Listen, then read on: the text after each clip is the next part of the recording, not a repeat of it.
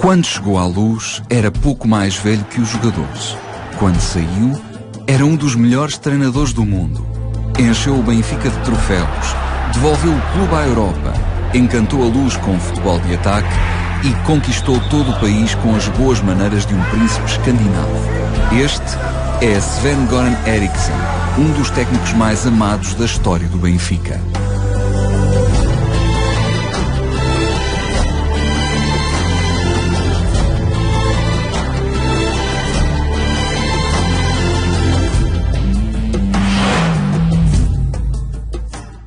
É um mistério do futebol. Alguns dos maiores treinadores mundiais foram jogadores discretos, com carreiras que nunca fariam adivinhar que um dia se tornariam técnicos disputados pelos maiores emblemas do mundo. Sven-Göran Eriksson foi um futebolista modesto que começou a carreira no clube da pequena cidade onde nasceu, Torsby. Andou pelas divisões secundárias do futebol sueco com a camisola do Karlskoga e retirou-se prematuramente aos 27 anos na sequência de uma lesão quando militava no humilde Degerfors.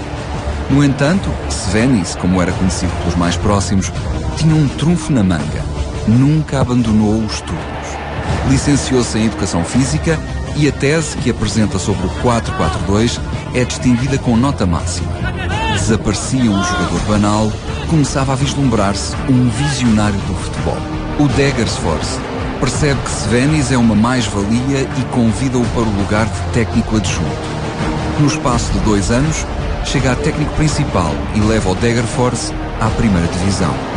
A proeza não passa despercebida e em breve Eriksson é contratado para um dos maiores clubes da Suécia. É uma aposta de risco.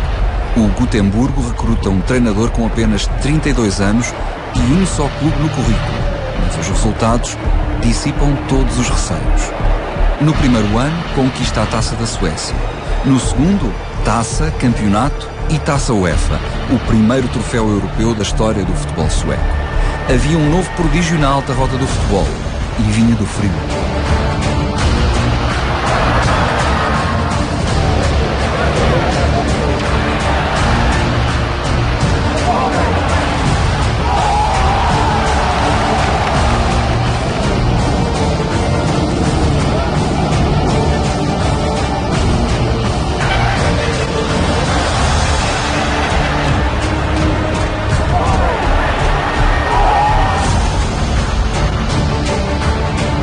Em 1982 pedem-se mudanças no Benfica.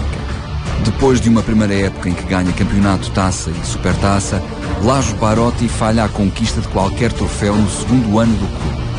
O húngaro é contestado e a sua idade, 67 anos, apontada como uma das causas do insucesso. Tal como alguma da massa adepta, também o presidente Fernando Martins entende que o Benfica precisa de um técnico jovem e ambicioso, adaptado às exigências do futebol moderno. Este perfil tem um nome: Sven-Göran Eriksson. Em 81 nós tivemos um treinador que era o senhor chamado Barotti, que era um homem também extraordinário, já com uma idade avançada, mas um homem extraordinário. Que depois, na época seguinte, as coisas não correram bem, houve ali umas situações menos agradáveis e as coisas não correram bem. E, portanto, ele acaba por sair e é depois, uma época depois que é contratado o Eriksson. When my Swedish agent, Börje Lantz, contacted me and said Benfica would be interested, I said yes, I'm coming. Because, Benfica today and even 82, huge club, big club, famous in all the world. And Eusebio, of course, everyone in the football world know Eusebio. So I accepted it, and we talked money later. I said yes, and then we talked money. O Eriksson chegou ao Benfica. O Benfica era uma equipa de prestígio mundial, não é? E o Eriksson chegou vinha do Gothenburg, ganhou uma taça europeia, mas era muito novo, portanto. O Eriksson, quando veio para o Benfica, eu fiquei assim um bocado estupefacto, porque conheci o Eriksson dos jornais, do que tinha feito na Suécia, mas era novo. O Sr. Fernando Martins faz uma aposta possivelmente arriscada para muitos, mas na minha, digamos assim, no meu círculo de amizades do Benfica, ficámos, na altura eu lembro, ficámos muito muito felizes porque finalmente vê um tipo que tem uma escola de passe tenso, aquele futebol que a gente vê a bola a andar, que ela é guiada de um lado para o outro e tal, que era assim que nós vimos os suecos a jogar. E como sabe, fui muito criticado por sócios do Benfica, dizendo que eu tinha prometido aos sócios do Benfica, enfim, carne do lobo, e que tinha arranjado depois um chicharro, uma coisa assim, um peixe ordinário. E na verdade eu não me enganei daquilo que pensei do Eriksen. O Eriksen marcou-me e foi quando eu tive a noção, de facto, a noção direta que o Benfica era um clube de mundial. Porque trazíamos um técnico internacional para treinar a nossa equipa. I remember when I landed, there were a lot of press outside the airplane. So I thought, what is this? Is it a prime minister in the plane or what is it? But I recognized it was for me. So it was a big moment, of course, very, very big moment, and new country for me, new language, new players, another style of football, but it was a very, very good experience. Longe de reunir consenso, Eriksen tinha de se haver com o mesmo preconceito que enfrentara em Gotemburgo, ser demasiado jovem. Tem 34 anos, mais ano e meio que o goleador Nené e apenas mais 4 meses que o guarda-redes Bento. Precisa de conquistar o respeito do balneário, da imprensa e dos adeptos. E a verdade é que vai fazê-lo com rapidez e distinção. Diplomata como poucos, passeia um cavalheirismo que depressa seduz sócios, jogadores e jornalistas. Depois, convida Tony para adjunto, numa decisão que revela inteligência e conquista o coração dos adeptos. O Benfica ia atacar a época 82-83 com uma equipa técnica jovem que junta o conhecimento tático de Eriksen ao conhecimento da casa do antigo capitão encarnado. A receita não tardaria a surtir efeito. Ele conseguiu fazer uma recuperação daqueles jogadores e mentalizá-los de que eles eram jogadores de grande qualidade e que tinham a obrigação de ganhar. E ganhar em todo lado. E conseguiu transmitir essa imagem, essa realidade para os jogadores. E eles transformaram-se mesmo e com a grande qualidade que tinham, conseguiram aqueles êxitos que foram bastantes. Não é? O Eriksen tem assim uma maneira de ser que eu particularmente gosto. Muito tranquilo, muito seguro daquilo que está fazendo. Né? Mesmo nos momentos mais difíceis, a frase que ele tinha sempre é: bom, vamos mudar a situação. Né? Então você podia estar perdendo 1-0, 2-0 no intervalo, que a frase primeira nessa: é bom, vamos mudar o resultado. E quase sempre com o Eriksen nós conseguimos dar a volta ao resultado. E depois trouxe um tipo de relação que eu penso que é fundamental, que é o diálogo, que é a convivialidade que a gente tem e o convívio que a gente criou. Portanto, eu penso que houve ali entre nós logo pontos fortes de aceitação, de troca, de reciprocidade em termos de afeto. For me it was very important to win them, because they were the leaders of the team, of course. Umberto was the captain and so on. And Tony helped me a lot, of course. He became my assistant and that was very important for me. Ele era mais novo do que eu, e é mais novo do que eu, naturalmente. Portanto, houve também uma certa empatia e de ele também perceber que alguém que estava aqui era para colaborar, para o ajudar a que se integrasse, portanto, num futebol diferente daquele que ele vinha, de saber, quer dizer, para que clube é que ele vinha. Foi muito importante a posição e a ação do Tony na aclimatação do Eriksen aos hábitos portugueses.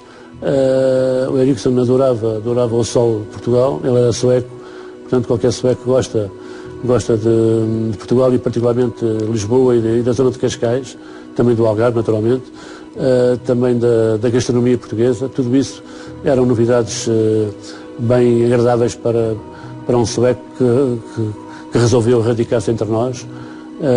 E por isso, o Tony teve um papel fundamental nesse aspecto. O Tony, curiosamente, e juntamente com um outro grande treinador que passou pelo Benfica, com o Eriksson, para mim, fizeram parte da melhor dupla, se podemos falar assim, de treinadores ou de equipa técnica que fez parte, que passou pelo Benfica. Lembro de várias vezes ir ver o Benfica ao estádio, porque dava gosto ver o Benfica com um grande futebol ofensivo, um futebol bastante dinâmico e que dava gosto aos adeptos. Eriksson tinha avisado logo à chegada. Odiava o antijogo.